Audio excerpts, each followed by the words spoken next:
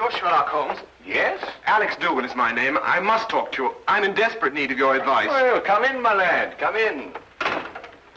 Oh, permit me to introduce my friend and colleague, Dr. Watson. Watson? Watson?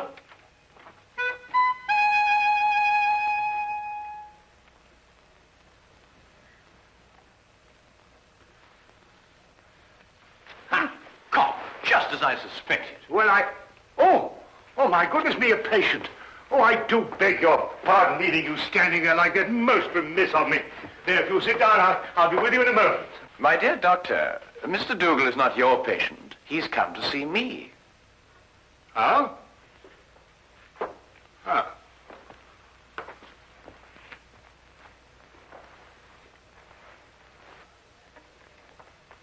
About a matter which I imagine has something to do with the injury you sustained, eh?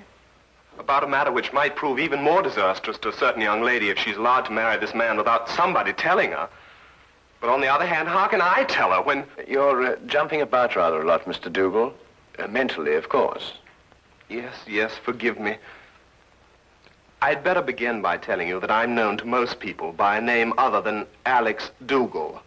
Yes? Aunt Lottie. Aunt Lottie?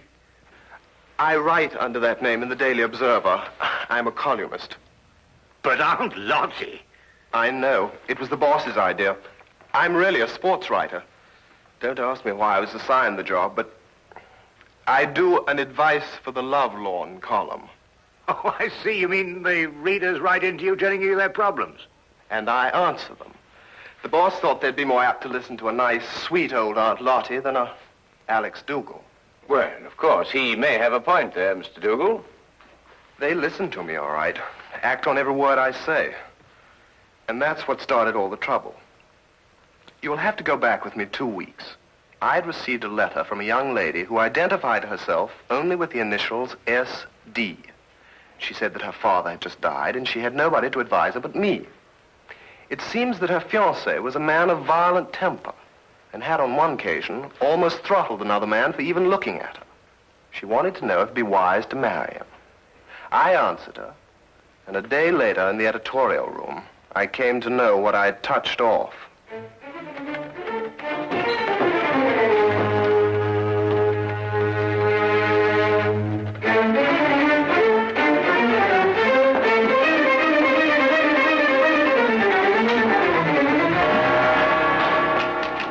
Where can I find Aunt Lottie? Hey! She'd better be around. Just point her out. Now, wait a minute. It just so happens that I'm Aunt Lottie, and I want to know how you got in here. You're Aunt Lottie? That's correct. And you can be certain that if you've come with any problem, I shall be most uncooperative. Are you sure you're Aunt Lottie? That is my pen name. Have you any objections? None. None at all. I'm absolutely delighted to find that Aunt Lottie is a man. Really? Why? Because I would never dream of doing this to a woman.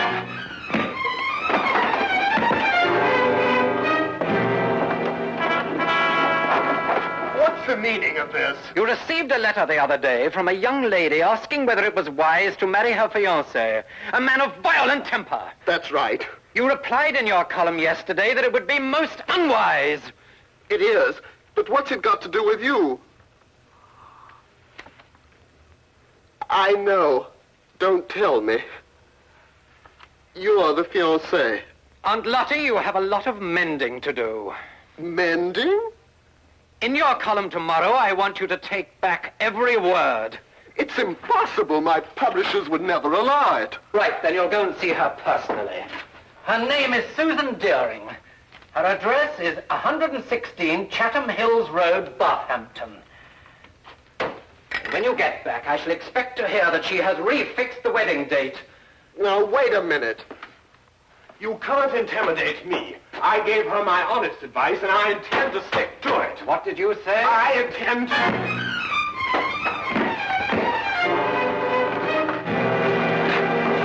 You were saying? I just wanted to know what the address was again.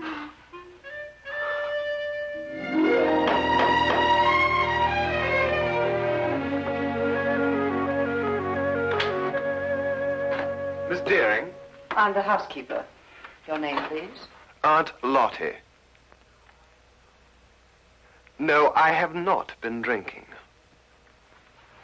Come in.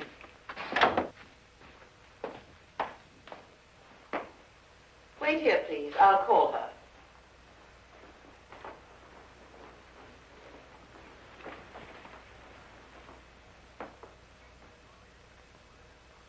I'd hardly expected when I left London that Miss Susan Deering would be living in surroundings such as this.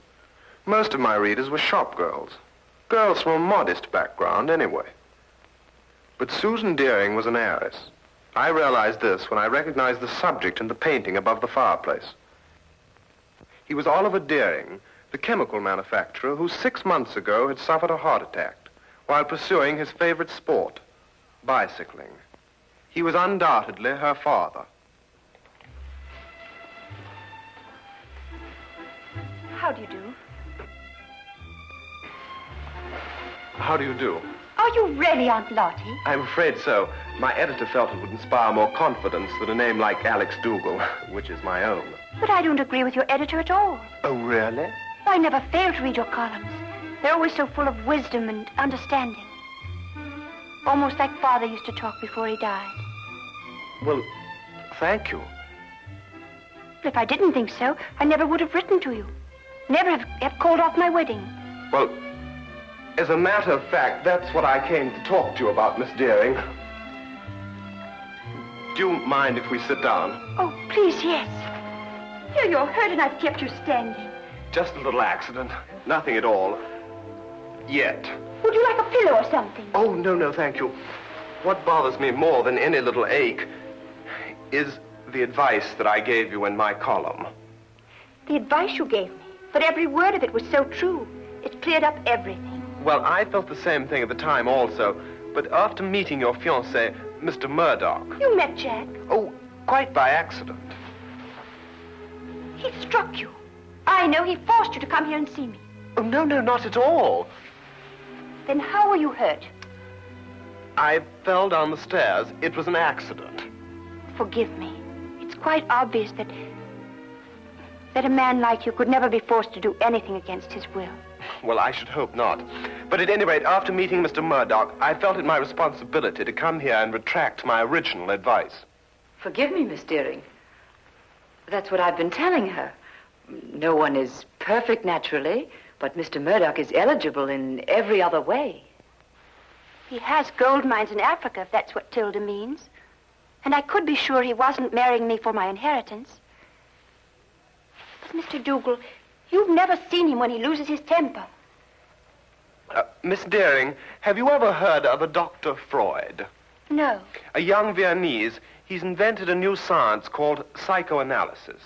He says that a temper is a perfectly healthy, normal outlet for emotions. It's quite normal. Mr. Dougall, you know so much. That's my job. I'll write to Jack immediately and tell him it's all right again. Good. And if you have a picture of the two of you, I'll see that it's published in the society page under soon to be betrothed. Mr. Dougall, what's the matter? Something happened to my back when I fell. I wonder, would you mind putting one hand on my shoulder and one in the small of my back and pull? Thank you. Mr. Dougall, you must do something about your back. When you get home tonight, have your wife rub it with liniment. I'm afraid that's not entirely possible, but I'll have the man at the club do it anyway. You mean to say that you're not married? I'm afraid not. It seems that every time I meet a girl that interests me, she's not available. But then that's life. There's always tomorrow, and, well, who knows? I might be as lucky as you and Mr. Murdock. Now, what about that picture? I'll get it for you.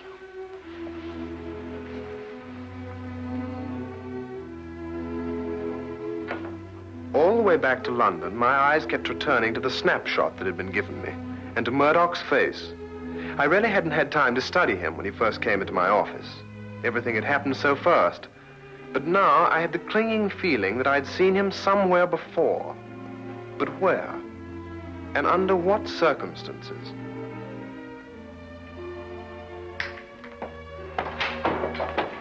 Hello, Dougall. I trust you were successful. Extremely. And I'm going back with even more confidence to make her change her mind next time. You're not Jack Murdock, and you don't have any gold mines in Africa. You're Freddie Brill, the racetrack fixer. Now, whatever gave you that idea? I used to be a sports writer, for your information, and I remember you very well. You got flung in jail for nearly killing a jockey that double-crossed you. And if you don't think I can prove it, just come down to the library and I'll show you a back issue with your picture in it. That won't be necessary. I didn't think it would be. So it's her inheritance you're after, is it? That's it. And I don't think you'll be telling her. What are you going to do? First, I'm going to make you best man at my wedding. What? After today, I can't trust you out of my sight. As best man, you have reason for being at my side every minute. But this is insane. Secondly, I make you this promise. If Susan should learn of my true identity before we're married, I won't make inquiries as to who told her. I'll assume it was you. And if it's the last thing I do, I'll kill you.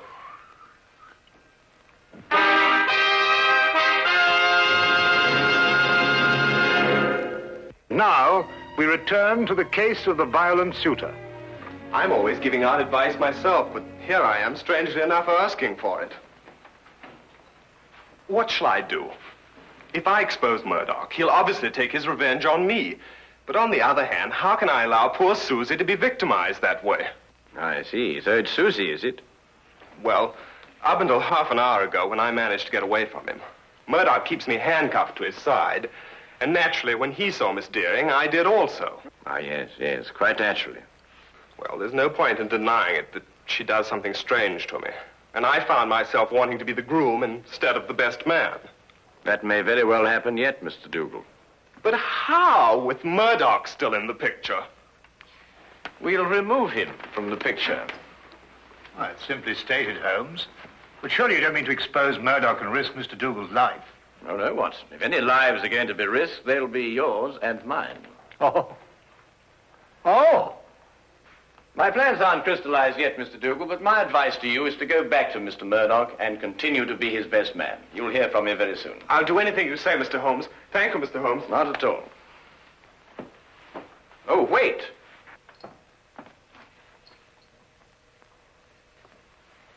It's all right. I just wanted to make certain that Murdock wasn't waiting for you outside. Oh, thank you, Mr. Holmes. Good day. Good day. Good day.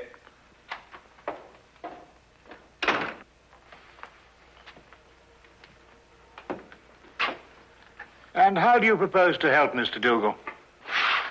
By removing Murdock from the picture. But how? By proving that he killed Miss Deering's father. What? Safely behind bars, Murdock could neither marry Miss Deering or harm Dougall. But Miss Deering's father died of a heart attack. He was cycling. You heard it yourself. My dear Watson, it was made to appear as if he had been bicycling.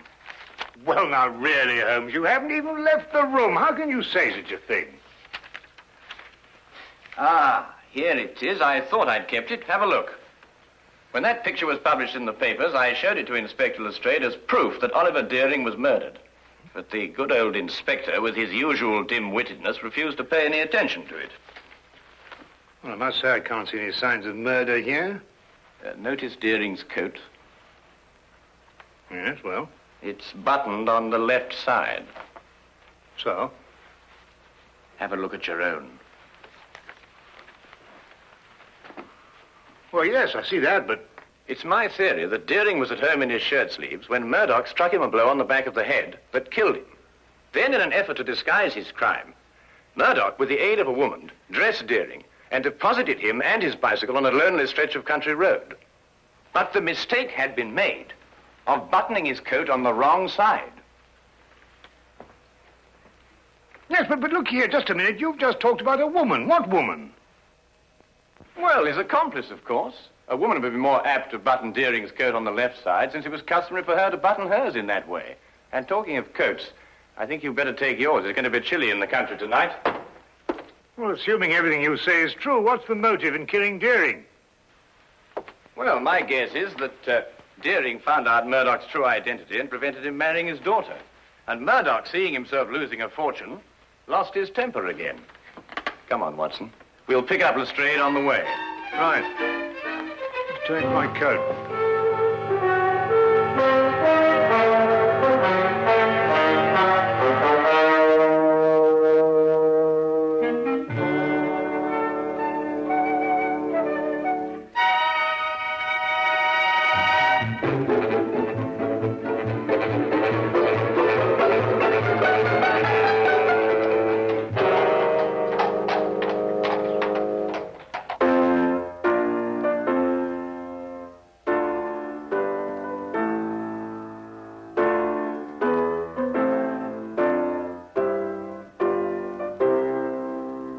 Now, what's the matter? I got a twist in my back. Are you still complaining about that? Don't you talk to him like that. I'll talk to him any way I choose. Not around me, Jack Murdock, you won't. Tea is served. Nothing like a nice cup of tea to relax everyone. If you don't keep your temper, you'll ruin everything. It's all right, Tilda. I'll pour.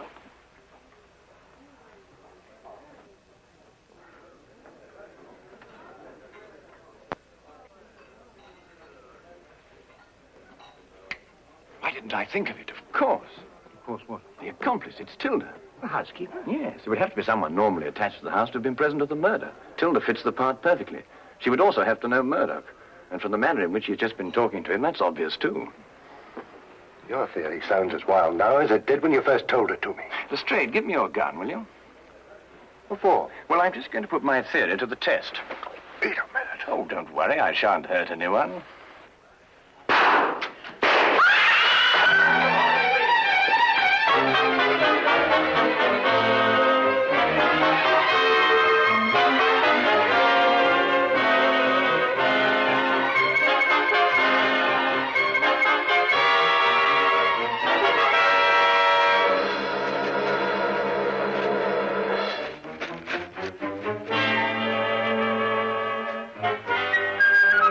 Holmes, what in thunder made you do a thing like this? No time to explain now. They'll have the staff out and search the grounds. If they find us, the whole plan's ruined.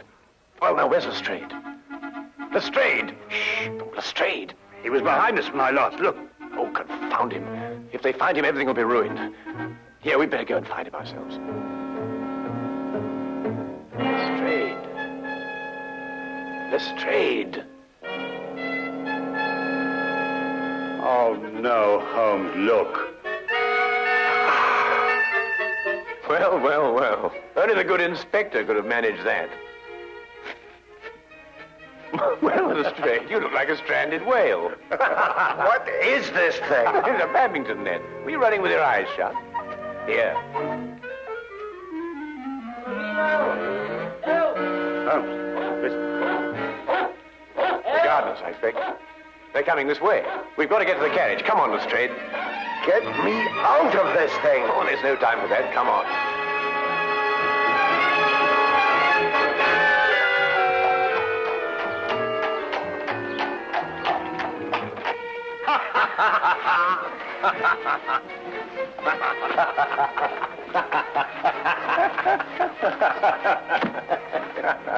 I see no item in the entire evening, Mr. Sherlock Holmes, that would prompt laughter.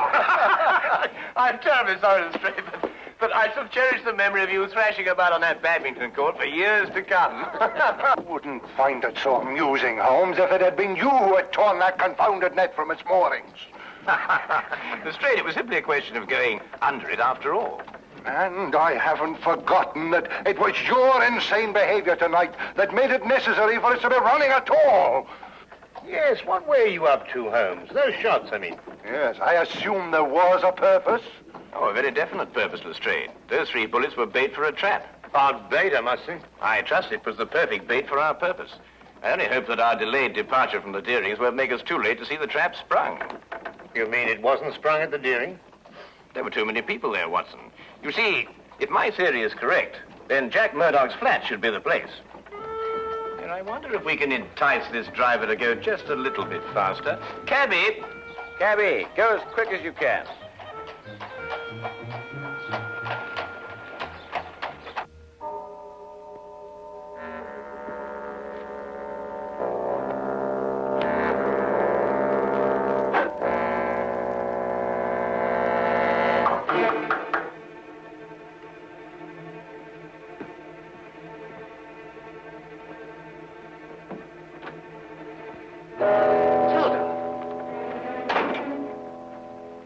Dougall's upstairs. He may see you. I'm not staying long.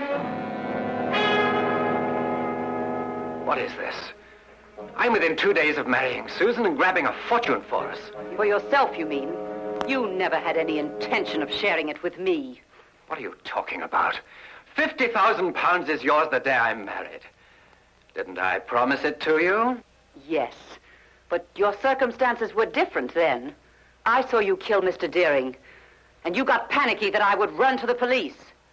But time's gone by, and now you've found a surer and cheaper way to keep me quiet. What do you mean? Back at the house before, you had someone try to kill me. Tilda, I told you, I swear I know nothing about those shots. You could never make me believe that. There's only one person in this world who would benefit by my death, and that person is you. I'll never feel safe while you're alive. I wouldn't do that if I were you, miss. Drop that gun.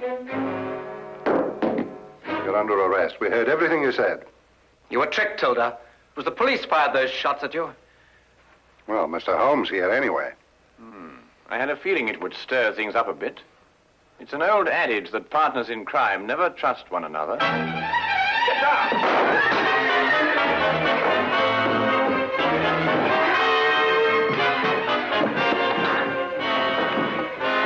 Well, I'll be...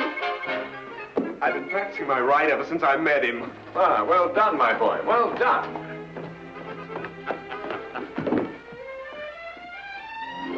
You'd better come along too, miss.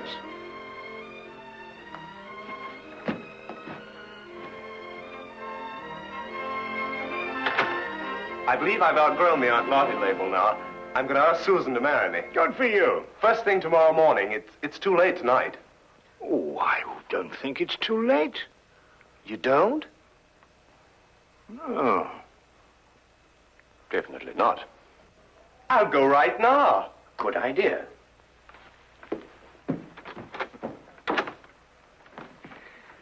Well, Holmes, you've solved the mystery and brought two young lovers together. I think I'm going to call you Aunt Lottie.